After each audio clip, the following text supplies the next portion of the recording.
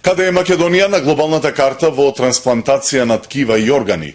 Во земјава, освен преседување бубрези и коски на срцевина од сроден дарител, нема трансплантација ниту на црн дроб, на панкреас, на срце, зашто пациентите одат во странски болници. Со давање лиценци на приватни болници, здравствените власти очекуваат заштеди, но и намалување на стресот кај болните. Симпозиум на трансплантација, на тема трансплантација, денеска за прв пат беше организиран во Аџибадем Систина, каде покрај наши стручњаци предаваа и експерти од Турција. Од 3 приватни болници во земјата 2 ги исполнуваат условите за трансплантација на органи, а во една нема кадар за вакви интервенции.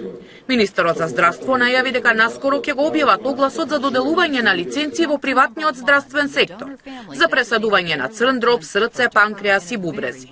Филипче не открива кои установи ќе ги добијат дозволите, но вели дека тоа ќе биде голема заштеда за фондовскиот буџет, како и олеснување за пациентите.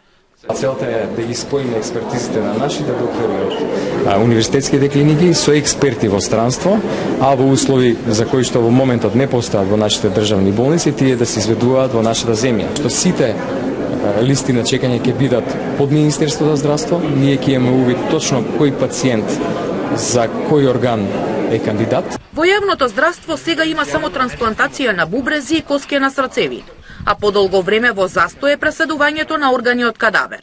Националниот координатор за трансплантација треба да ги откочи работите, а од вчера на таа функција е назначена Маја Мојсова, која е раководител на Карил. За и Македонија да го најде своето место на глобалната карта. Експертите со став дека мора уште многу да се направи. Се уште не сме во состојба да реализираме се она што треба да реализираме и се уште наши пациенти се упатуваат на лекување во странство.